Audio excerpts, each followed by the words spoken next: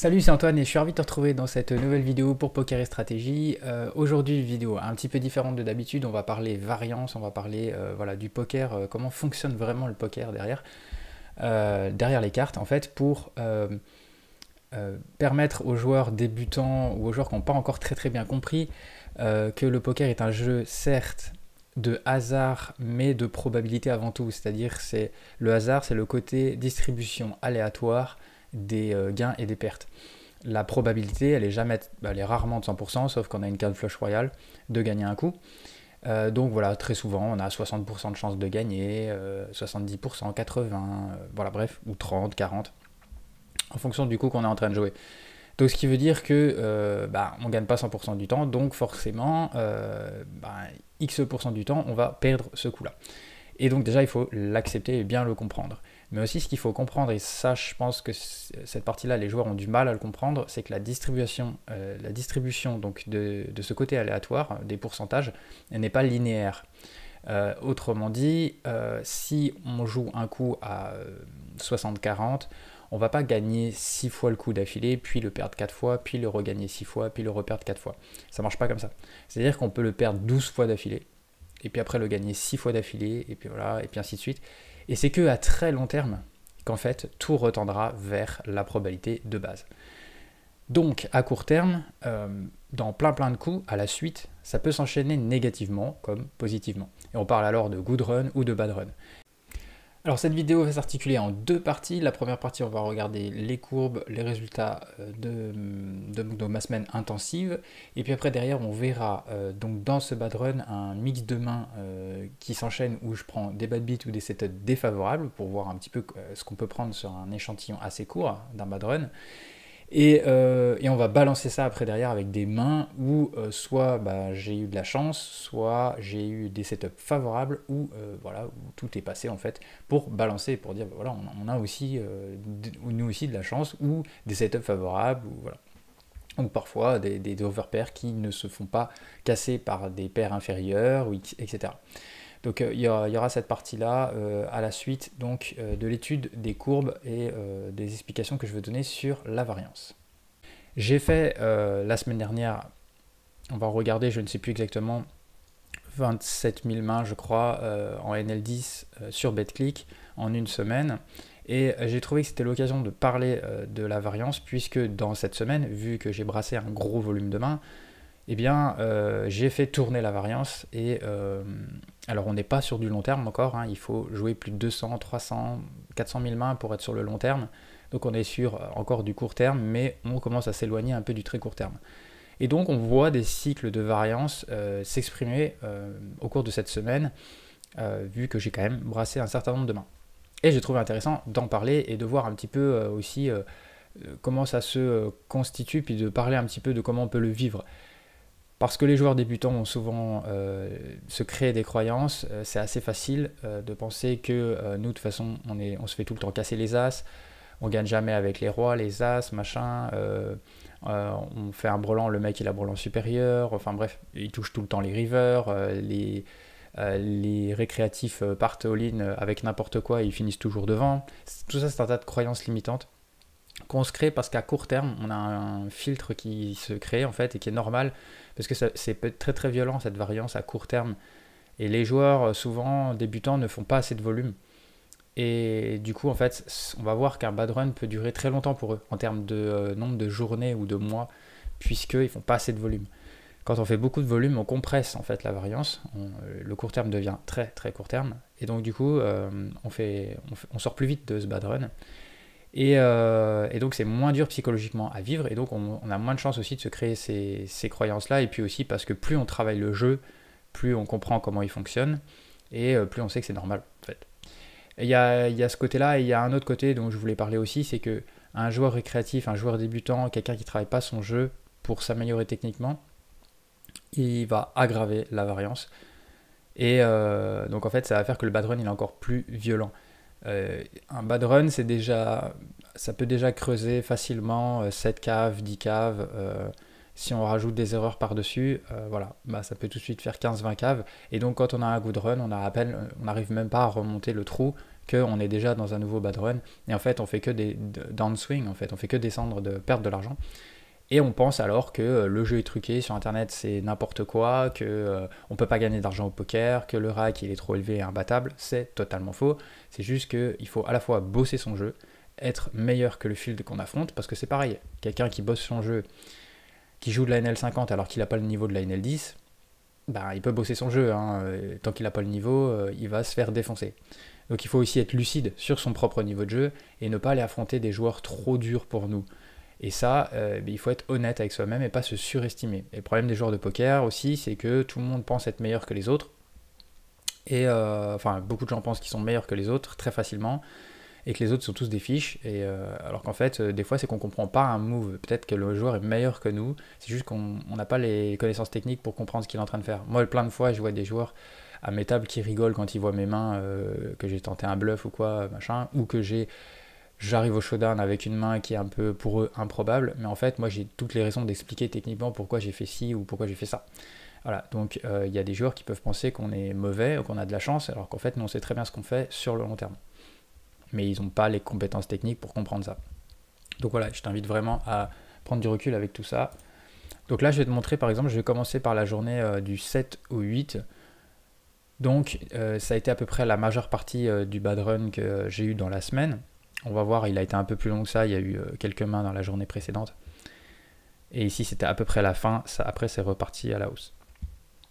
Alors là-dedans, il y a des erreurs, il y a quelques erreurs que j'ai malheureusement rajoutées à la variance, même si dans ces moments-là, j'essaye vraiment de limiter au maximum ça. Mais donc on voit la courbe de l'INEV qui malgré tout monte, hein, que techniquement, à long terme, je gagne à peu près 4 kV et demi. Et pour autant, à court terme, bah, je suis dégrainé jusqu'à 9,5. Et on va le voir tout à l'heure avec les jours précédents que c'est parti d'un peu plus haut et qu'il y avait presque 10 caves, 10 caves et demi, un truc comme ça, une cave de plus. Mais voilà, l'essentiel là. Donc c'est pour dire la variance quand même, parce que c'est très rare quand même d'avoir des lignes qui s'écartent aussi violemment en si peu de temps. Et on le voit, alors si on compte pas la fin, on est sur du 4000, 4500 mains. J'ai déjà vu un petit peu plus par le passé sur mes comptes. Mais souvent, oui, ça peut être 5000 mains, compliqué. Là, l'important ici, c'est vraiment de relativiser, de dire que c'est du court terme, que tant qu'on prend les bonnes décisions, c'est-à-dire que cette ligne-là monte, tôt ou tard, bah, ça reviendra, et on va le voir, et qu'il faut continuer de bien jouer. C'est la seule chose qu'il faut faire, c'est dans ces moments-là, c'est se focus sur bien jouer. Si à chaque fois on est devant, on part devant et on finit derrière, bah, c'est le game. On va voir des mains après, hein. Je vais montrer des mains de bad run et des mains de good run pour balancer, pour dire que voilà, on a bien dans les deux sens. Donc voilà, donc ça c'est vraiment intéressant, je t'invite à relativiser parce que si, je sais pas moi, un joueur récréatif fait 500 mains dans sa journée et qui ne joue que 3 fois par semaine, eh bien il peut mettre quand même un certain temps et va faire 1500 mains par jour, par semaine, ça peut lui mettre un mois en gros. Un joueur récréatif qui joue pas assez, il va peut-être faire ça en un mois. Donc c'est assez facile de se créer des croyances que tout ça est pipé, que ça sert à rien, parce que le joueur, admettons, il travaille son jeu, il galère. Il se tombe dans un bad run comme ça, pendant un mois il fait que de perdre de l'argent. À chaque fois, faut imaginer le nombre de mains avec lesquelles on est devant, le récréatif met ses 50 blindes, il se fait éclater, on va voir. Et on finit derrière, et si ça dure un mois parce qu'on fait pas assez de volume, qu'on joue pas assez souvent, bah on a beau travailler notre jeu, on va pas comprendre, on va se dire bah ça sert à rien parce que je perds tout le temps de l'argent, et on voit ces courbes là, on se dit mais c'est n'importe quoi, alors qu'en fait bah, c'est comme ça, c'est la distribution aléatoire des gains et des pertes, des probabilités, mais que tôt ou tard ça va tendre vers cette ligne orange, parfois ça se recroise et ça repart, et c'est comme ça. Et c'est ce qui fait que les récréatifs viennent jouer, parce que s'ils perdaient tout le temps parce que nous on joue super bien, ils ne joueraient plus. Donc c'est parce que de temps en temps ils arrachent des super pots, ils ont des coups de chance, ça les fait vibrer, et c'est ça qui font qu'ils reviennent. Donc il faut l'accepter, il faut ce côté-là. Maintenant, on va mettre ça donc en perspective, avec le début de semaine, par exemple. Voilà. Donc en début de semaine, j'ai eu un énorme good run, et ensuite est venu donc ce bad run. Donc on n'a pas tout vu, on voit qu'en fait, en réalité, il a démarré à 10 800, il s'est terminé... Voilà, donc il a duré 5000 et quelques mains, et on est parti de 24,5, bah presque 10 caves. Donc voilà, 10 caves, mais avant ça, bon bah voilà, j'avais monté presque 25 caves en ligne droite, sur 11 000 mains. Donc en fait, si on regarde maintenant la distribution de la variance, même si bon, la courbe innové, il y a d'autres choses, enfin, il n'y a pas que les bad beats hein, là-dedans. Mais en gros, voilà, ça donne une bonne idée. Donc j'avais déjà bien good run, et donc après j'ai eu un retour de variance. Ça s'est recroisé, ça s'est réécarté, bref. Maintenant on peut mettre jusqu'au samedi pour voir la sortie de ce bad run. Voilà, ça repart. Et puis bon, c'est resté à peu près stable par rapport à la ligne all-in EV. Et voilà. Maintenant, on va encore remettre ça dans son contexte, parce que ça reste encore du court terme. Donc on voit, j'ai joué 21 000 mains. J'ai joué des mains le dimanche un petit peu, mais c'était stable. Et c'était plus du heads up et du 3 indeed. Donc c'est pas du tout pareil. Enfin, ça change rien, de toute façon, c'était stable. Et après, par contre, c'est un compte que j'ai ouvert il n'y a pas très longtemps. Donc si je mets la semaine d'avant déjà, on va regarder tout sur le compte, en fait, depuis le début. Donc là, ça change pas grand-chose, si ce n'est que j'avais gagné aussi des caves avant. Donc en réalité, je suis monté 32 caves en ligne droite, en 15 000 mains. Après, derrière, donc j'ai eu ce bad run. Après, on est ressorti. Et si je mets... Alors, j'ai dû ouvrir le compte, je sais plus, le 23 ou 24. Enfin, de toute façon, je sais que si je mets le 21, il y a tout. Voilà. Donc j'avais un petit peu mal, bien démarré puis mal continué au début. C'était le temps. J'avais pas de stats sur les joueurs déjà. J'arrivais pas à mettre mon HUD au début. Après j'ai eu des problèmes avec la room. Enfin il y a plein de fois où je voyais pas qu'en fait on était plus de un joueur dans le coup parce que les cartes sont toutes petites et en rouge et avec le HUD tout ça. Et des fois je vois pas qu'on est. Ça m'arrive encore. Faut que je fasse gaffe. J'arrive pas à voir qu'on est 2-3 joueurs quand j'ai plein de tables et donc je fais des erreurs. Je me suis fait folder une flush aussi qui m'a mis un peu en tilt ici ce jour-là. À cause de la time bank secondaire, la réserve de time bank, on ne sait pas si on a une réserve de time bank, si on l'a déjà utilisée ou pas. Elle n'est pas marquée, c'est pas comme ça au Winamax. Du coup, j'étais en train de choisir un sizing et je me suis fait folder la main, ça m'a fait tilter ce sort-là. Du coup, après, j'ai un petit peu, puis après, bon, on voit, j'ai commencé à avoir de la malchance. Le lendemain, je me suis repris, malheureusement, j'ai pris la variance dans la tête. Et après, derrière, ça s'est stabilisé. On voit néanmoins que ça continue de s'écarter. Alors ça, c'est une autre forme. Les bad beats sont pas forcément tous groupés comme ici. Ici, du coup, on voit bien depuis la création du compte. Je te mens pas, hein, je peux te mettre début mars, tu vas pas avoir des mains supplémentaires. J'ai pas joué avant. C'est vraiment le début du compte ici. Donc on voit que simplement, en fait, ce qui s'est passé, c'est que j'ai eu un retour sur les bad beats que j'avais eu depuis le début. J'ai touché la ligne et je me suis réécarté très violemment, très court terme. Voilà ce qui s'est passé. Donc en fait, voilà, faut toujours tout remettre en perspective. À court terme, on a l'impression qu'on prend cher. Enfin, là, j'ai pris cher, c'est sûr. Mais en fait, au début, le good run, c'était juste en fait un retour sur les premiers jours de grind où j'avais on le voit ici par exemple, ça tombe pas beaucoup et ici ça tombe énormément. Donc en fait, il y a eu une petite série de bad beats ici. C'est insidieux. Ici, il y en a encore un gros creux, pas ici. Il y avait des bad beats de temps en temps, mais assez régulièrement pour que ça s'écarte et qu'au final j'avais un gros déficit de V. Ça faisait plus de 100 euros. En NL10, ça faisait genre 10-12 caves d'écart de V. Peut-être un truc comme ça, je sais plus, il faudrait compter 2, 4, 5, 6, 7, 8. Il y avait 8, mais à un moment donné il y avait plus que ça. 8, ouais, autour de 8, 10.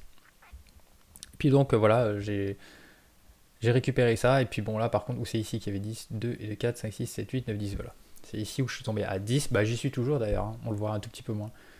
10 caves de V d'écart, donc c'est assez énorme parce que bon, on le voit ici en L10, donc ça fait 274 euros de gain, alors que bon, en théorie, on se rapprocherait d'être 370. Donc voilà, c'est pour ça que le BB100, il veut pas dire grand chose parce que je suis extrêmement freiné par cette variance. Il y a aussi eu un petit peu d'erreur, hein, un petit peu partout. Mais voilà, en général, à court terme, j'arrive à run à 20 BB100 et à long terme, en général, ça tourne autour de 12. Mais je pourrais faire beaucoup mieux, hein, je fais encore pas mal d'erreurs. Et je pense qu'en L10, en faisant plus trop d'erreurs, on peut vraiment tourner à 20 BB100. Bon, enfin bref, peu importe, tout ça pour dire ce qui est intéressant, c'est de faire grimper le compte, c'est de monter les limites. Pour moi, ça va être maintenant vraiment la NL25. Et Et c'est de voir aussi que cette variance, c'est vraiment important. Là encore, ça reste du court terme, je pourrais la remontrer plus tard. Euh, il faut comprendre, hein, 30 000 mains, il y a peut-être des joueurs, je ne sais pas combien de temps ils mettent à faire 30 000 mains, mais c'est vraiment important. C'est très très souvent qu'on a voilà, 5 000 mains très galères. Parfois on a 5 000 mains, 10 000 mains de folie. Voilà, c'est ça, c'est comme ça que fonctionne le poker. Et alors ce que je dis aussi, c'est aux joueurs quand c'est comme ça, c'est que je leur dis, va jouer en live, tu vois, va jouer au casino, tu vas voir, ou va regarder au casino, tu vas voir les bad beats qu'il y a. C'est pareil, on a beau mettre des cartes, et c'est pareil, il y a des bad beats, c'est comme ça, c'est le jeu qui est comme ça, il faut l'accepter, sinon il faut changer de jeu, il faut jouer à un autre jeu. Et si t'as pas envie de perdre beaucoup d'argent, va dans un club de poker, ça te coûtera moins cher, et tu vas jouer du live aussi, et tu vas voir. Ou joue avec des potes, avec des cartes chez toi et des jetons, tu vas voir. Tu prends des bad beats monstrueux, et des fois c'est une série, ça s'enchaîne. Et alors en live, la distribution va encore moins vite, c'est très très dur de faire du volume, puisque là online, moi j'ai joué 6-7 tables en même temps, pendant toute la semaine. Donc j'ai fait entre 3 et 5 000 mains par jour, un petit peu moins, autour de 3 000 de moyenne, 3 500. Il y a eu des jours un peu plus, des jours un peu moins. Et donc voilà, on fait tourner la variance. Maintenant, en live, si on joue que une table, ça va être quoi 30-40 mains de l'heure. Donc c'est juste. Voilà, en général, le niveau est plus faible. Mais sauf pour les gros regs. Mais voilà, faut faire tourner la variance. Alors après, je mets en garde aussi sur le côté volume. En premier lieu, ce qui est vraiment important, c'est d'apprendre à jouer, de bien jouer. Il y a plein de joueurs qui confondent les deux, qui mettent la vitesse avant d'apprendre à bien faire le geste. Et c'est pas conseillé, enfin moi je conseillerais pas à quelqu'un de faire énormément de volume comme je l'ai fait là, enfin en une semaine, avant d'apprendre à bien jouer. Donc au départ, c'est 2 tables, 3 tables, même une table au début, 2 tables pour apprendre à profiler les joueurs, à prendre des infos sur ce que font les joueurs, sur tous les showdowns, prendre des notes. Après, apprendre à utiliser son tracker, accumuler des statistiques, les combiner, savoir jouer les pots 3 bêtes, en position, hors de position, quand on est l'agresseur, quand on défend, les bonnes ranges, les 4 bêtes, machin, les pots limpés, les pots multi-way, il y a plein de trucs à bosser. Dans les pots single raise aussi, il y a leur position, le IP contre reg, contre fiche.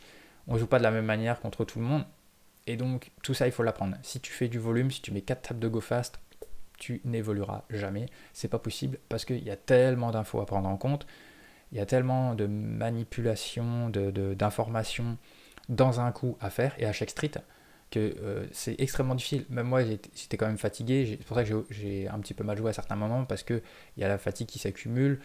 J'ai fait beaucoup d'heures par jour. Je voulais compresser un peu le temps, je voulais accélérer parce que au mois de mai, au mois de juin, j'aurais pas trop le temps de jouer déjà. Et puis j'avais vraiment envie de faire ce shot en NL25 avant la fin du mois. Donc voilà, ça m'a permis d'accélérer, d'atteindre quasiment le seuil que je voulais. Il me reste 25 € à récupérer pour pouvoir commencer à vraiment shot de manière très régulière si ça se passe pas bien, la NL25. Et voilà, donc je t'invite de temps en temps, enfin une fois que tu as bien bossé ton jeu, je le répète, à tenter ça, de faire des moments, même si c'est pas sur une semaine, mais de faire des moments où tu fais des gros volumes dans la journée. Et tu vas voir cette variance se distribuer. Alors après, mentalement, moi j'ai pas eu de problème en fait, parce que en fait si j'avais commencé la semaine avec ça directement, je pense que ça aurait été plus compliqué. J'aurais trouvé ça un peu dur et la semaine aurait été longue. Maintenant, comme j'ai commencé par faire 24 caves en ligne droite, derrière, voilà, je l'ai accepté très facilement. Enfin, je savais que ça allait arriver. Je voyais bien à court terme comment ça se passait. Donc, je savais bien que ça allait arriver. Donc, je l'ai accepté. J'ai juste essayé de faire mon maximum pour ne pas aggraver la situation. Et puis, attendre la sortie. Malgré ça, ça a quand même été un petit peu long. Pour moi, ça a duré une journée et demie. Hein. Une journée et demie, donc ça va. Mais je le répète, pour un joueur qui ne fait pas assez de volume, ça peut durer un mois, voire plus. Donc, il faut vraiment relativiser ça. Et même, il y a un autre aspect psychologique, mais qui est propre voilà, au cerveau humain. C'est que quand je suis retrouvé en haut, donc j'ai été assez vite, hein, j'ai été 2 fois plus vite à remonter qu'à descendre, en termes de nombre de mains. Et quand j'étais en haut, j'avais pas l'impression d'être sorti du bad run. C'est quand même assez bizarre. Parce qu'en fait, à part quelques coups, sinon ça a été du grind en fait. Ça n'a pas vraiment été des showdowns et tout ça. Et donc j'ai pas eu la sensation, puis j'ai continué de reprendre, hein. On voit ici ça descend, ça dégringole beaucoup et pas beaucoup ici. J'ai repris quelques bad beats en fait dans la remontée. Donc au final, j'ai pas eu cette impression en fait de sortir de bad run alors que j'étais déjà sur un point haut. Donc c'est assez curieux. C'est pour dire que notre cerveau nous joue des tours et qu'on est beaucoup plus impacté émotionnellement et mentalement par une baisse comme ça que par une hausse de la même montant, mais par contre beaucoup plus rapide. C'est fou. Alors que normalement ça devrait être l'inverse. Donc voilà, les émotions et tout ça, il faut vraiment faire attention avec ça, il faut prendre du recul, il ne faut pas se créer des croyances avec ça, il faut s'accrocher. L'important c'est de savoir qu'on développe un jeu gagnant à long terme, et c'est pour ça il faut avoir comme moi des grosses datas, parce que là c'est qu'une room, hein. J'ai Winamax, j'ai eu du PMU, même si sur PMU, bon, j'ai pas vraiment arraché PMU, c'est à peu près le même field sur BetClick, sauf qu'aujourd'hui je suis un peu meilleur qu'à l'époque sur PMU, et j'arrive mieux à profiler et à sortir gagnant du jeu contre, parce que c'est beaucoup des joueurs Calling Station en fait, même les règles ont un côté un peu Calling Station. Donc voilà, ça demande des adaptations. Voilà ce que je voulais dire sur la variance. Alors avant de passer aux mains que je veux voir en review avec toi, je voulais aussi faire un bilan sur cette semaine. Donc il y a eu à la fois les caves gagnées, puis il y a aussi toute la rackback. Et en fait il y avait une race, une cash race toute la semaine. Chaque jour il y avait un classement qui s'arrêtait à minuit. Et les premiers joueurs du classement prenaient des primes en compensation. Il n'y avait pas beaucoup, mais ça m'a permis quand même d'en accumuler. Et puis aussi, vu que c'est un compte que je viens d'ouvrir, je débloque du bonus de bienvenue. Donc du coup, en fait, sur ma semaine, j'ai débloqué, entre ce que j'ai débloqué et ce que j'ai touché, parce que j'ai tout le temps fini deuxième ou premier, j'ai dû finir 4 fois premier et le reste deuxième à ces races, plus le bonus de bienvenue, j'ai débloqué 79,21€ de rackback. Et plus les caves que j'ai gagnées, en fait, ça m'a fait donc 322€ dans la semaine, donc l'équivalent de 32 caves en NL10. J'ai eu qu'une seule journée perdante à moins 38,62€, tout le reste a été gagnant. La première journée, ça a super bien démarré, j'ai pris 114€. 114€, 58, 72, 40, 66 et 9 la dernière le dimanche où je n'ai fait que débloquer du bonus. Comme je l'ai dit, j'avais eu un jeu à peu près flat. Et donc voilà, une seule journée perdante, tout le reste en gagnant, 321€. Voilà, l'occasion de faire un petit peu up la bankroll sur une semaine de graines intensif. Alors, avant d'enchaîner sur la suite, je t'invite dès à présent à liker cette vidéo, c'est vraiment important pour moi, pour m'aider à faire référencer ces vidéos. En échange du contenu, moi je te demande juste de prendre une petite seconde, un petit clic sur le pouce vers le haut. Tu peux t'abonner à la chaîne si ce n'est pas encore fait, et puis voilà, laisser un commentaire pour réagir au sujet de cette vidéo. Je t'encourage à le faire, je serais ravi de te répondre. Mais avant ça, avant de se quitter, on va regarder. Alors, il n'y a rien de magique dans ces coups-là, mais je veux dire, c'est pas des coups où il y a vraiment des trucs à étudier, mais c'est juste pour montrer un petit peu la variance. Donc là, on va regarder les plus grosses mains sur la plus grosse journée de variance, le 8, le 7 et le 8. Et je laisse afficher volontairement les mains de mon adversaire pour que, quand on travaille, on fait pas ça, mais là, c'est pour que tu vois un petit peu comment... C'est intéressant de le faire aussi, de voir un peu comment jouent les adversaires leurs mains, et de le faire en paquet par paquet comme ça ça va s'imprimer un peu dans ta tête, et tu vas voir qu'en fait, les joueurs, ils représentent souvent ce qu'ils ont dans leur sizing, dans leur move, dans leur line.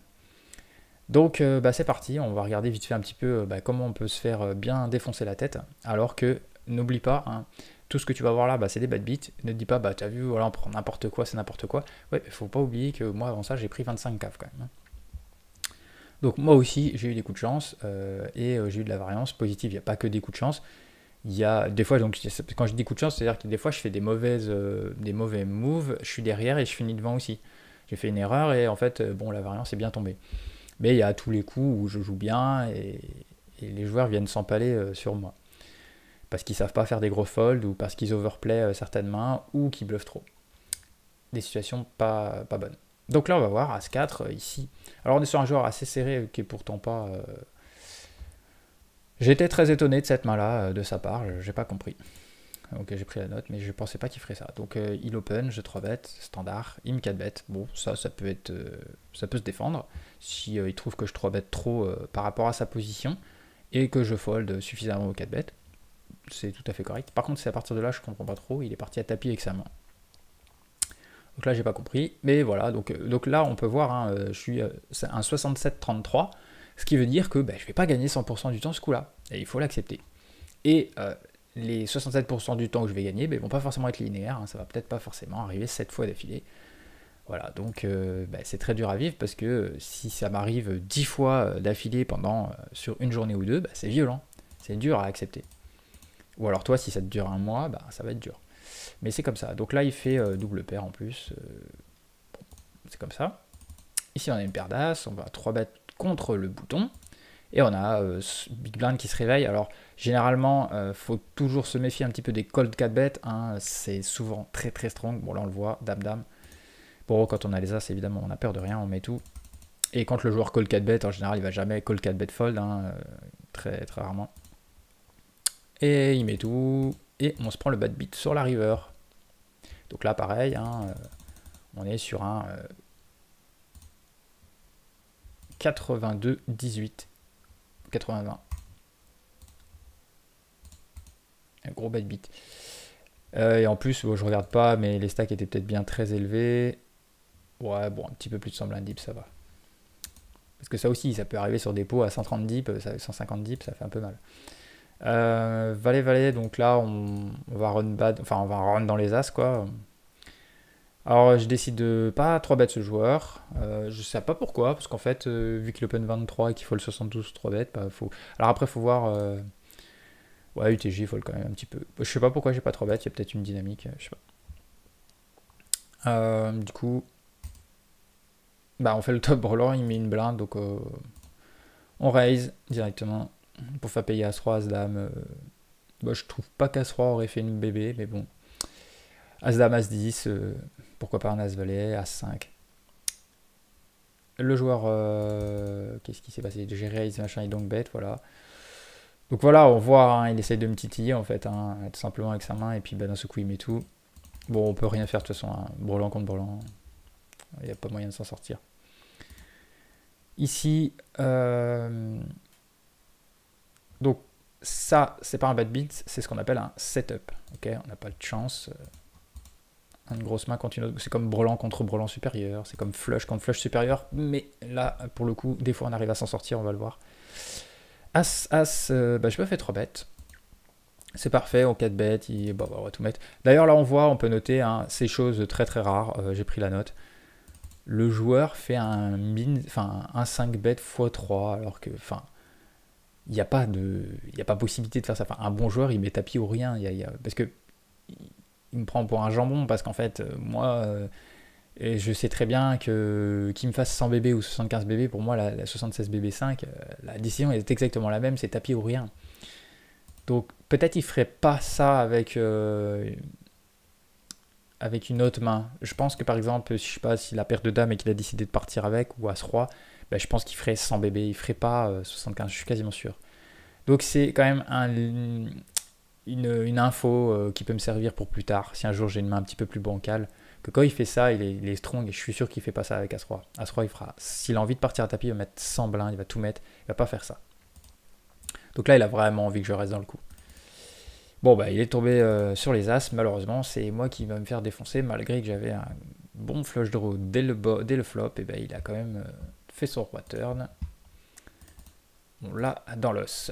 Ici, roi valet off, on tombe sur 10 et 9, on se fait 3 bêtes. Bah, c'est un joueur qui 3 bêtes beaucoup, et qui fold pas mal aux 4 bêtes, donc je décide de 4 bêtes light ici. Et le joueur qui colle.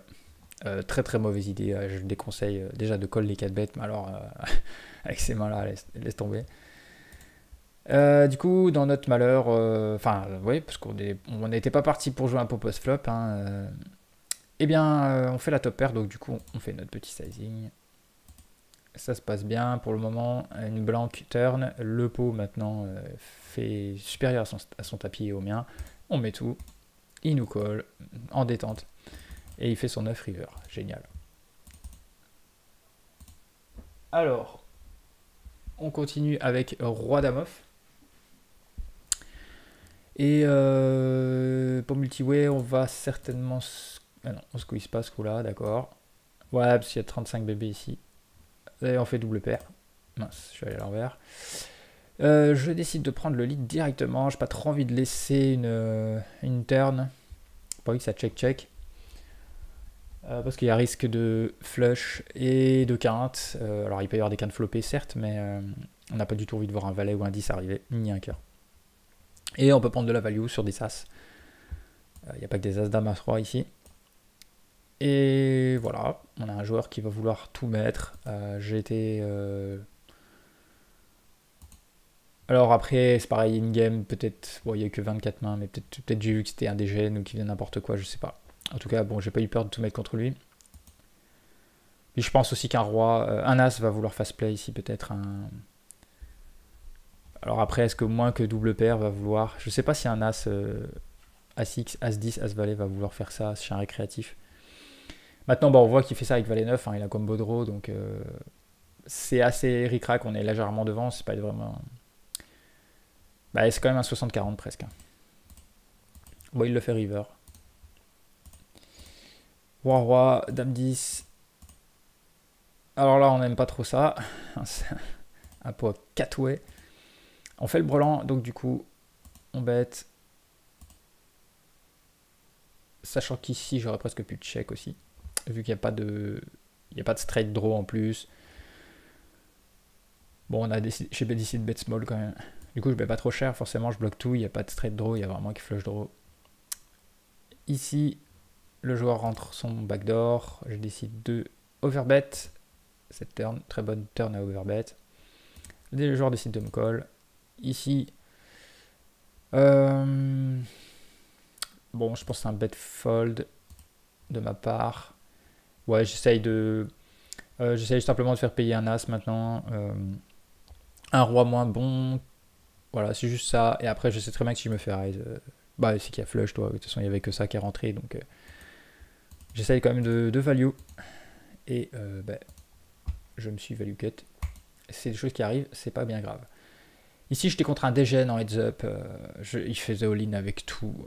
Donc, bah, j'ai attendu. Et quand j'ai eu une paire de 8, bah, j'ai décidé d'y aller. Avec, bah, du coup, 70-30. On fait le brelan. Alors, on est assez content. Mais on n'aime pas du tout la turn et la river. Voilà, c'est la vie. Maintenant, on se retrouve avec une paire de 9. Il y a un min open, un 3 bet. Je sais pas ce que j'ai fait. Alors, c'est pareil, il y a des... Bah, lui, c'est sûr que c'était un dégène. Et je sais pas pourquoi.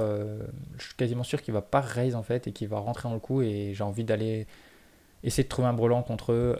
Mais c'est pas standard, là. Hein. En général, c'est un fold. Malheureusement, le joueur raise, ben, quand je me retrouve que contre lui, comme je l'ai dit, c'est un gros dégène, il fait n'importe quoi depuis le début. Je décide de tout mettre et je suis à 70-30, donc c'est une bonne décision. Après, bon, bah voilà. Son range était ultra large, hein. 98, 98-64. Donc il y a des coups qui sont un peu plus durs à expliquer hors de leur contexte, alors qu'in-game on peut plus facilement expliquer vu qu'on a la dynamique en tête. Mais voilà, il y a des joueurs, quand on voit faire certaines choses, on modifie aussi nos façons de jouer. Ici, bah là, ça va être un setup, on n'a pas de bol. Je défends 7 et 9, ça c'est standard. Je me retrouve sur un bon board pour ma main, je check call, Ouais, je vais pas check raise ici, je presque plus check raise, hein, parce qu'on a backdoor quinte en plus. Et bah on fait magic turn. Et j'ai check call et je donc bet. Ouais, je donc bet parce que je crains que le joueur check back énormément et j'ai une low flush. J'ai pas trop envie de laisser un free roll un cœur. Et il y a quinte qui est rentré quand même. Et puis je fasse un récréa. Donc je suis ok de mettre à 3 quarts ici. Et le joueur me colle. Et quand je fais triple de 9 en plus, bon. Du coup, je décide de value pas cher. Parce que j'estime que bah, là je bloque le 9. Je bloque. Enfin, moi j'ai la flush. Donc il reste plus grand chose chez mon adversaire pour me repayer river. Donc vu qu'il y a des risques de carré, de full et de flush pour mon adversaire, bah, je vais pas mettre un gros sizing. Donc j'essaye de value sin ici. Malheureusement le joueur me raise et je pense que j'ai pas eu la discipline de folder. Et on le voit ici, il faut folder. Alors on va voir d'autres où j'ai eu la force, mais ici j'ai pas eu la force, donc certainement le profil de vilain peut-être, ou le multitabling, ou j'en sais rien. L'enchaînement des bet beats fait qu'à un moment donné, des fois on a moins la force de fold, mais ici il faut clairement fold.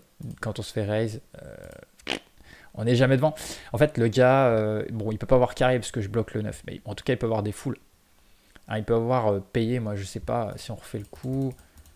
Euh, Là, il peut bet une paire de dames, par exemple. Ici, il just call et river, il fait le full et il me raise. Donc, en fait, il peut avoir full de dames. Il peut avoir, pareil, avec les brelans floppés de 3 et de 10. Donc, en fait, il peut avoir des fulls.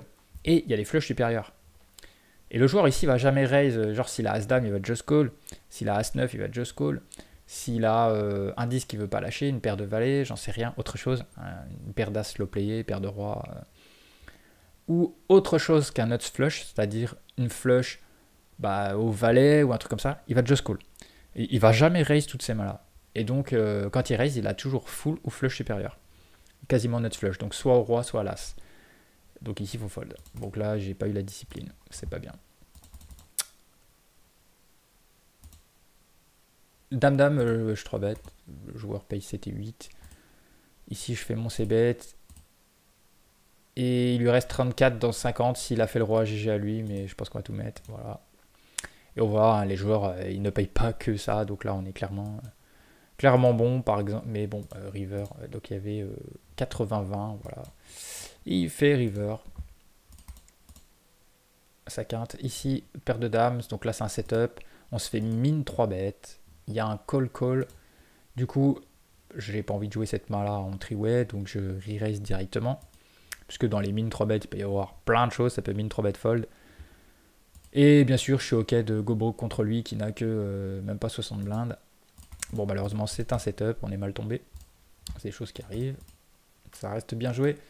Ici, As-Roi contre paire de 8, enfin contre cut-off bouton, on squeeze, on tombe sur un joueur qui raise all-in. Évidemment, avant de démarrer le coup, je savais que j'étais prêt à go broke contre lui, c'était un petit peu l'idée. Bon, ici c'est un flip, hein, c'est à peu près 50-50. C'est pas des coups, on imprime vraiment de l'argent. Mais bon, c'est comme ça qu'on les joue, puisqu'il n'y a pas que ça dans sa range. Ce joueur va faire ça avec des rois-dames, donc en fait il va faire ça avec des as dominés, il va faire ça avec tout un tas de mains. Donc si on prend sur sa range, on est large devant sa range de shove. Évidemment, ici c'est un 50-50, on ne gagnera pas d'argent, on n'en perdra pas. Alors évidemment à court terme je perds, mais à long terme on va faire 50-50. Par contre, ma main contre toute sa range qui va faire ça, je le défonce. C'est ça qui compte, en fait, c'est le long terme. Et c'est le problème des joueurs débutants, c'est qu'ils regardent le coup à l'instant T, ils regardent la main contre une autre, ils regardent pas les ranges. Et donc du coup, en fait, ils comprennent pas, ils comprennent rien. Ici, c'est un 3-bet light contre un joueur qui va fold énormément bouton, 75%. Du coup, j'imprime de l'argent à 3 bêtes comme une brute, ce spot-là. Alors ici, cas particulier, je fais ma top pair. J'étais en 3-bet light, le joueur m'a call. Moi, je connais pas sa main, hein. Ici, on la voit, mais moi, je la connais pas. Et donc, je réfléchis en termes de range. En termes de comportement, alors ici, il fold jamais dans les c-bets, même dans les pots 3 bêtes. Encore moins que dans les pots single raise. Donc, ça sert à rien de c-bet en bluff. Ici, on n'est pas en bluff, on a fait la top pair. Mais comme j'étais dans une main avec 3 bet light, ici j'ai un kicker set, j'ai jamais 3 streets de value. Du coup, je vais décider de prendre ma value, turn et river. Même si, en dépit du flush draw qui risque de tomber à la turn. Ici, je vais jamais pouvoir barrel flop, turn, river et me faire payer par une main moins bonne. Donc je check, le joueur check. Ici, sur une blanque, c'est bon, c'est parti. Je pense que j'ai assez souvent la meilleure main. Je vais essayer de value, des flush draw, des paires de dames, des paires de valets, des paires de 10. Pourquoi pas des paires de rois qui traînent dans le coin. Et voilà, en gros, après ça peut être potentiellement un As5 qui traîne. Je pense pas qu'il y aura beaucoup d'autres As. As6, je suis pas sûr qu'il défende As6 suité, vu le taux de fold qu'il a. Puisque As3, As2 suité, s'il les a, il y a As4 suité aussi. Les deux autres ont fait double paire. Et après, c'est que des As qui me dominent en kicker. Donc voilà, essentiellement sur flush draw. Bon, je fais mon c-bet comme j'aurais été censé le faire au flop. Il me call. Et ici, sur la doublette du 9, je sais pas si c'est la meilleure carte pour... en tout cas, je suis parti pour 2 barrels. Maintenant, a posteriori, je suis en train de me dire que... Ouais, c'est juste ça, en fait. On essaie de target dame-dame, valet-valet, 10-10. Maintenant, le problème, c'est qu'on target plus trop un 9 et 10 suité. Pour peu qu'il y ait des valets 9, roi 9 et dame 9 fuité qui traînent, ça peut être très bon. Ça enlève un petit peu quand même de value, ce doublette du 9. Par contre, si jamais il y avait un As-8, As-7, As-6, As-8, bah non, il y a juste As-8. Ah oui, les As-3 et les As-2, maintenant, c'est même moi qui vais gagner le coup, puisque j'aurai une meilleure cinquième carte. Donc ouais, on est repassé un petit peu devant As-2, As-3 et As-8. Non, As-8, c'est pas bon. Donc, ouais, voilà, c'est un peu value sim. Donc, du coup, j'aurais pu remettre que un tiers ici. Bon, ouais, enfin, de toute façon, ça passe parce que Valet-Valet ou Dame-Dame ne va pas forcément lâcher. Bon, bref, ici, on est mal tombé. As-Roi. Ici, le joueur squeeze. Du coup, il a pas un stack complet. Hein, du coup, on met tout. De toute façon, pareil, contre lui, j'étais prêt à tout mettre. Hein, je suis content. Bon, ici, on est encore tombé dans une situation à flip. Il n'y a pas d'assez droit qui est tombé. Donc, j'ai la même explication que tout à l'heure. Ici, c'est pareil, le joueur open shove. On a As-Roi suité, c'est bon. On met tout. C'est encore un flip. Et ça passe pas. Tout ça, c'est pareil, sur le long terme, ça s'équilibre. Hein. À court terme, ça fait chier, mais parce que là, on le voit, il s'enchaîne. Hein. Tout ça, je répète, c'est la même journée. Enfin, c'est dans un même bloc, c'est sur une journée et demie. Donc voilà, c'est en 5000, 6000 mains, il y en a plein. Il y en a d'autres, hein, j'ai pas tout mis, parce que là, on arrive vers la fin. 7-7, voilà, j'open, je me fais call. Ici, j'ai un bon flop pour ma main en plus, donc je vais c-bet. Ici, je fais la quinte, je rebet pour value, le joueur me call. Alors, doublette du 9, c'est pas génial. Il y a la flush qui rentre, donc du coup, je décide de check.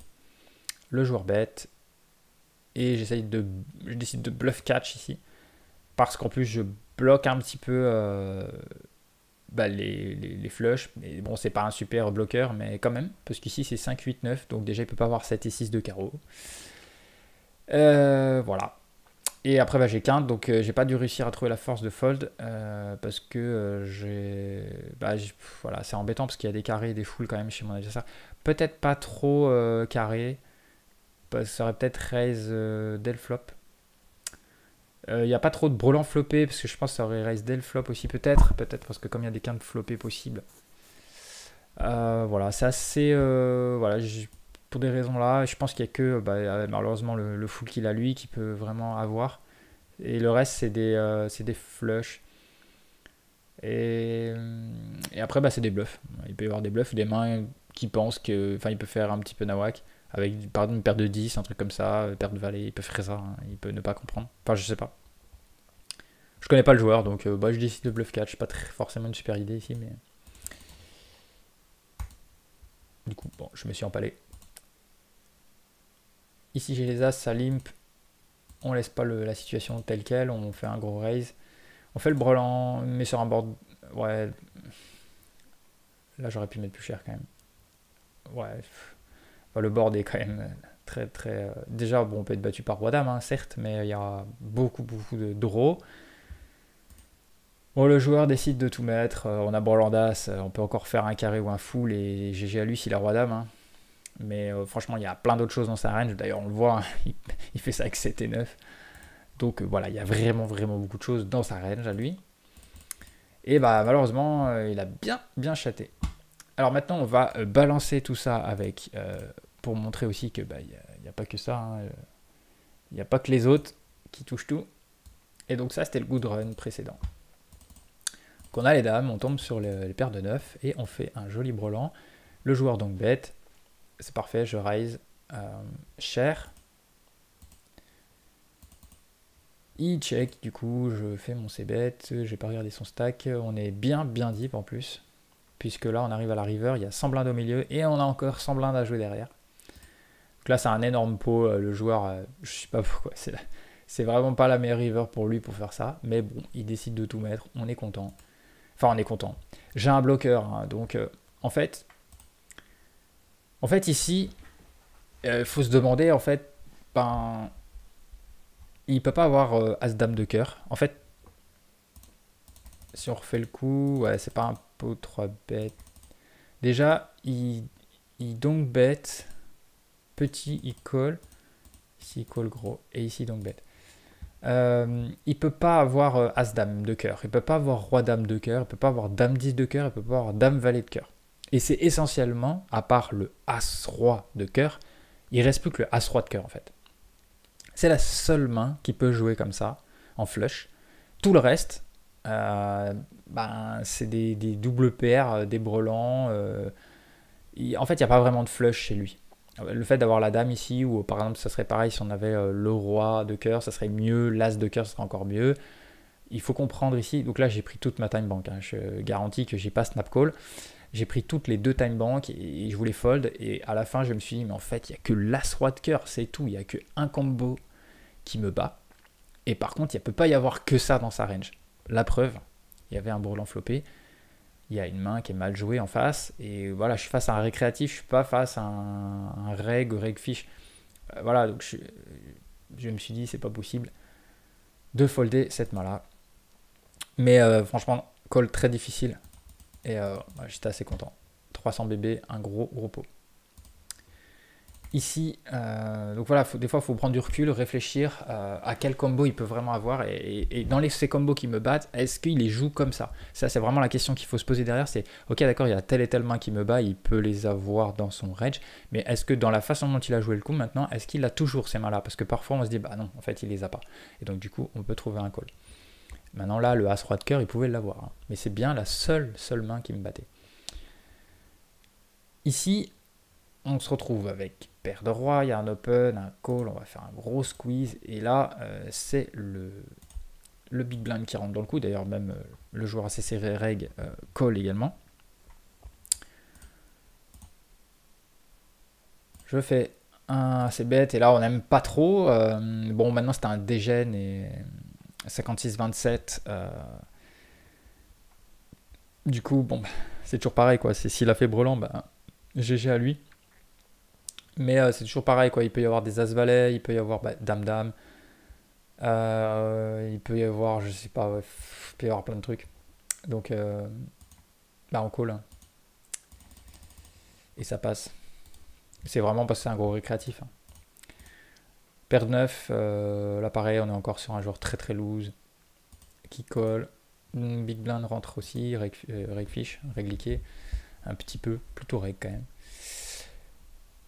Qui colle, le donc bête. Moi j'ai fait brelan. Le board, ils ont l'air d'avoir quelque chose qui connecte avec ce board, sinon lui il serait parti. Lui il a donc bête pas un bébé, il a donc bête 3, donc un tiers, donc il y a quelque chose. Et donc on raise.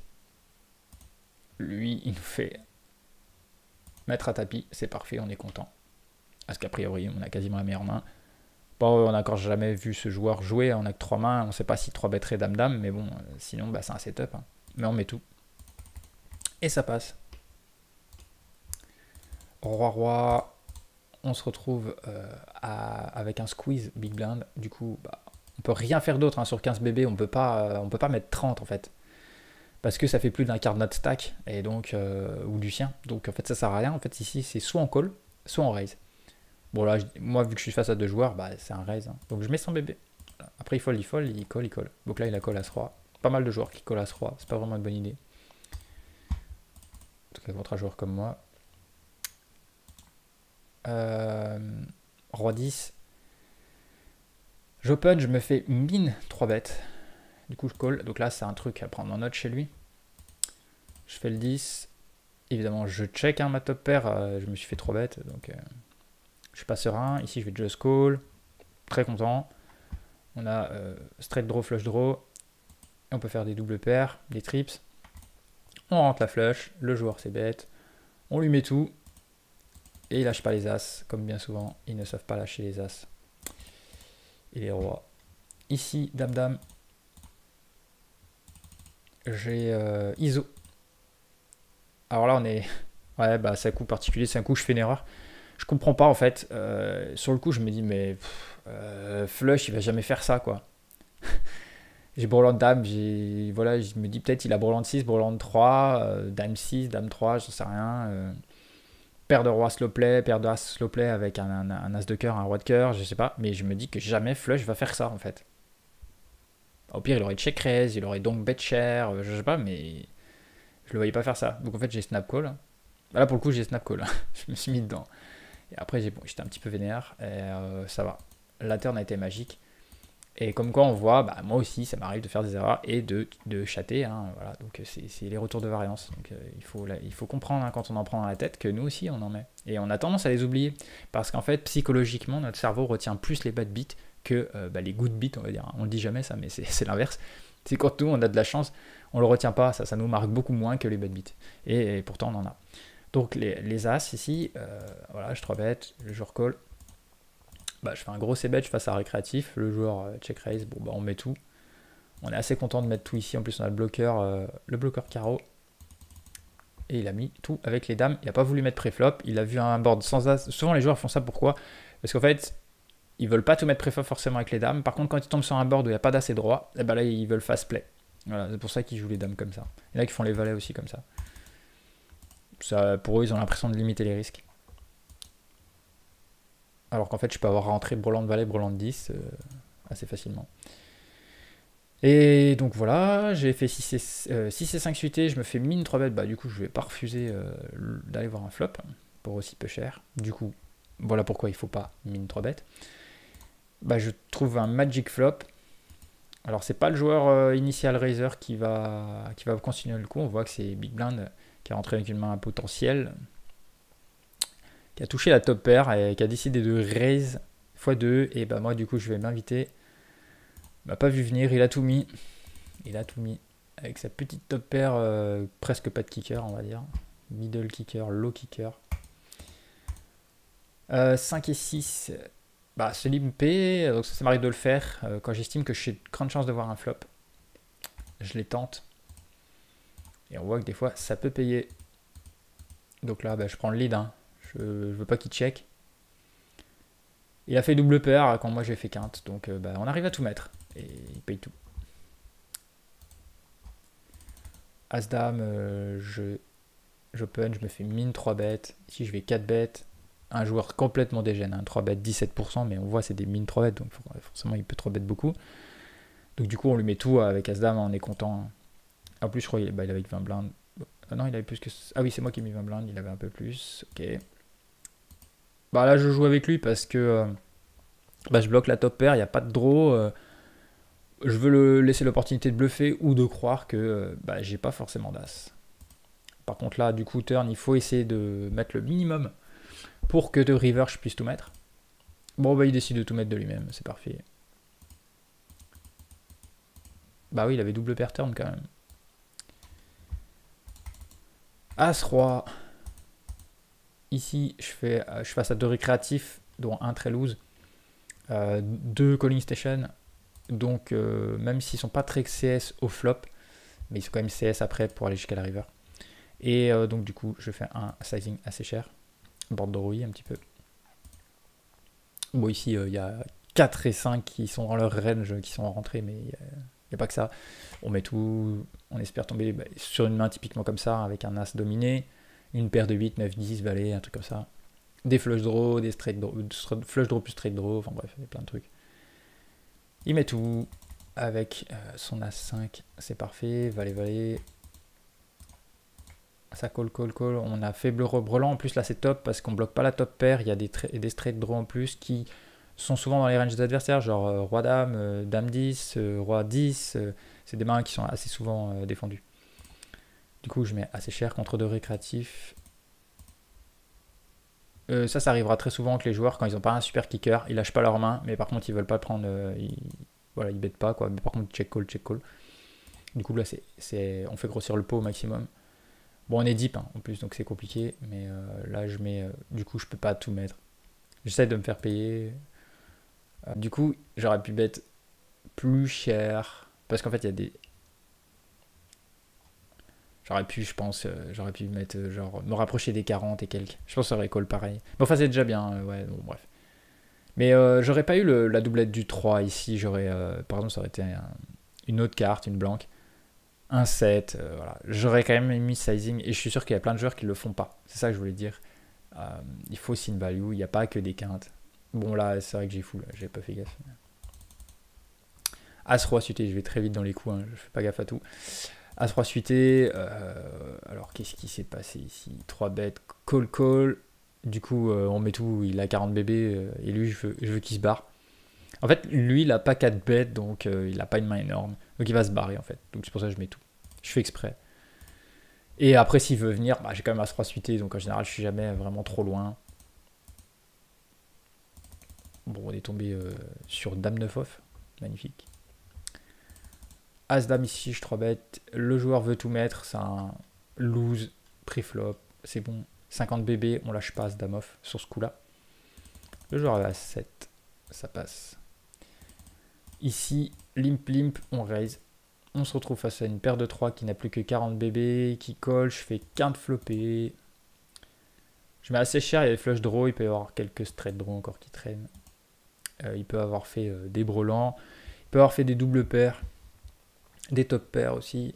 Bref, il va pas savoir fold. Bon, là on lui met tout. S'il a fait flush, GG à lui si voilà, je bloque. Enfin, non, je bloque rien. Enfin, je veux dire, voilà, s'il a fait flush, GG à lui, on met tout. On le voit, il paye paire de 3. Donc, il faut vraiment tout mettre. Faut pas checker. Paire de 6 sont complètes simplement. Encore une fois, ici, on essaye juste d'aller chercher un flop. Sachant qu'on est face à un récréatif derrière qui est pas un ouf. Hein. Il va pas 3 bêtes de fou, il squeeze pas. Donc, d'ailleurs, même il s'en va.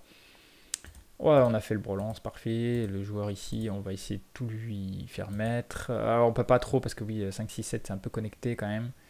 Là, on n'aime pas trop le 9. On va just call. Il met un tiers, c'est parfait.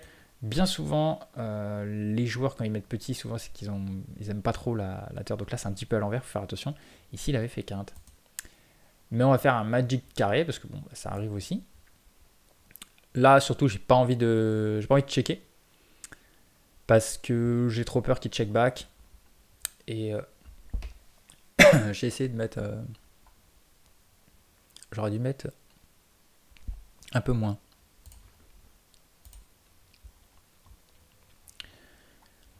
Pour essayer de le titiller à raise, c'est mieux de mettre un carton stack. Je suis pas loin ici, mais du coup par rapport au pot, tout ça, il risque de just call. C'est pas très grave. Je l'ai souvent tenté, le petit sizing, et ça passe pas tant que ça. Hein. Souvent, il just call quand même. Pourtant, normalement, ils sont censés raise, mais ça dépend des profils. Faire attention. Ici, bah, je fais un gros 3 bêtes. Ça fold pas aux 3 bêtes, donc on peut mettre plus cher. Même si peut-être bouton... Ouais, bouton un petit peu plus. Dame. On fait notre petit bet, il colle. On fait le brelan, mais même sans le brelan... Sauf overcard, même overcard, ouais, overcard j'aurais check, mais sinon on va souvent mettre le même sizing, malgré que valet 18 il peut être rentré ici. On a un pot size bet quasiment, mais tout. Le joueur fold et on s'arrêtera là pour cette main-là. Donc voilà, cette vidéo était vraiment à but de montrer un petit peu les good runs, les bad runs, de remettre dans son contexte global la variance, de bien comprendre qu'il y a cette distribution aléatoire des gains et des pertes, des probabilités, et qu'elle n'est pas linéaire, et que donc on peut prendre cher pendant un certain moment, alors qu'on joue bien. Et il faut s'accrocher, il faut continuer de bien jouer, il faut faire tourner le nombre de mains, la variance, et tôt ou tard, si on continue de bien jouer et qu'on bat le field qu'on affronte, j'insiste, il ne faut pas jouer à des limites trop chères pour notre niveau, faut pas trop se surestimer. Et quand on bat une limite, après c'est ok, on peut aller à l'autre d'après, quoi. Et ainsi de suite. Et ça peut aller très vite, hein, c'est ok, hein, mais faut pas. Moi, j'ai vu des vidéos des fois où les gars ils jouent en NL50, mais ils n'avaient même pas le niveau de la NL2, quoi. Enfin, après, c'est un choix, mais voilà. C'est quand même plus sympa de monter une bankroll, et de gravir les limites, et de savoir qu'à telle limite on la bat, au pire, on pourra se replier dessus. Enfin, moi maintenant, grâce à cette semaine de grind intensif, voilà, je sais que maintenant c'est tranquille, je peux aller en N25 en toute détente, parce que je sais que voilà, en une semaine, je peux récupérer 10 caves de NL25, si je pousse en une semaine en NL10, voilà, bah, c'est faisable. Donc c'est plus comme ça qu'il faut y aller. Et encore une fois, moi je regarde pas mon BB100, je m'en fous. Je regarde pas, j'essaye d'améliorer mes courbes, ma redline, tout ça, j'essaie de la stabiliser, j'essaye de trouver mes leaks, d'améliorer certains trucs. Là, en compressant 20 et quelques mille mains, je crois que c'était 25 000 dans la semaine, on arrive à avoir, je sais à peu près les secteurs du jeu qu'il va falloir que je bosse. Là, dans les prochains jours, j'ai déjà commencé cette semaine. Voilà, je sais qu'il y a certains il y a certains spots spécifiques où je sais que je suis pas à l'aise, et donc je vais les bosser. Et comme ça, je vais m'améliorer. C'est plus facile aussi de voir voilà, nos propres leaks, ou là où on est en plus en difficulté, ou les erreurs récurrentes qu'on a pu faire, ou quoi, ce que j'ai pu noter.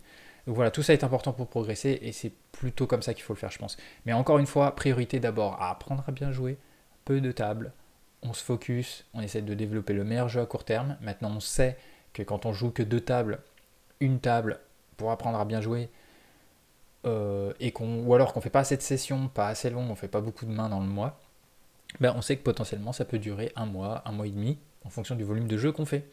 Il faut l'accepter et il faut continuer d'essayer de bien jouer. Et tôt ou tard, ça paye. Moi, j'ai jamais une année perdante. Donc voilà, et pourtant, je suis pas un professionnel. Donc voilà. Mais bon, bah, ça demande du boulot. Voilà, c'est tout simplement. Aujourd'hui, on peut pas arriver en NL2 comme ça. Ou alors, il faut l'accepter. On est en mode récréatif, on est là pour se détendre, s'amuser. Ça passe, ça passe pas, on l'accepte. Si on perd 200 balles, on perd 200 balles. Voilà, c'est tout. Il faut l'accepter. Sinon, bah, il faut se mettre au boulot.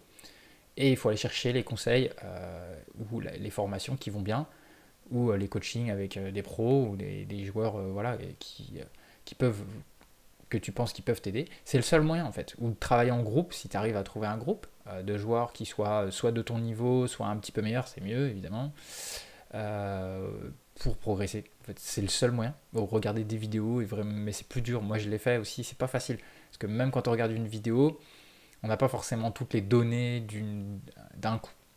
C'est pas forcément totalement pourquoi le joueur fait ci ou fait ça. Même si moi j'essaie d'expliquer un maximum les choses, je peux pas tout expliquer in-game. Puis il y a des choses que j'ai pas forcément envie de tout dire. Donc voilà, il faut se former tout simplement. Et pour ça, on peut pas jouer 6 tables, 8 tables, 10 tables. Moi je vois des joueurs, ils jouent 4 tables de Go Fast en NL10, plus 2 tables de Go Fast en NL2, ou des tables classiques à côté, mais c'est robot. On joue robot et on fait pas du tout les moves V+, on fait pas les bons sizing, on regarde pas le tracker, on prend pas de notes, c'est impossible, c'est juste impossible. Donc déjà à 6 tables, moi je l'ai vu, ça commence à être compliqué de prendre des notes, j'arrive à prendre une note sur deux, ça va trop vite, j'ai pas le temps de prendre toutes les notes. Et c'est bien, parfois on a des rushs, on doit jouer plein de gros coups en même temps, et il devient difficile de profiler le joueur, de trouver la meilleure line, de chercher la range, de regarder dans le tracker 2-3 stats pour les compiler, pour prendre la meilleure décision. Ça commence à être difficile quand ça s'enchaîne. Donc même quand on est rodé, et voilà, donc c'est juste impossible de progresser dans ces conditions. Par contre, ce que tu peux faire, c'est que tu peux faire des mix. Tu peux faire, par exemple, toute la semaine, peu de tables pour bosser ton jeu. Le week-end, si tu as le temps, hop, tu multitables un petit peu dans le but de faire tourner la variance, de monter la bankroll si tu es quand même un joueur gagnant. Mais de temps en temps, il faut trouver des moments pour bosser le jeu et aussi pour jouer peu de tables pour progresser. Je pense que je l'ai assez dit. N'hésite pas à me dire en commentaire ce que tu as pensé de cette vidéo, est-ce que ça t'est utile, et à liker la vidéo avant de partir, c'est vraiment très important, à t'abonner si ce n'est pas encore fait. Quant à moi, je te donne très vite rendez-vous pour une prochaine vidéo sur Poker Stratégie. Salut!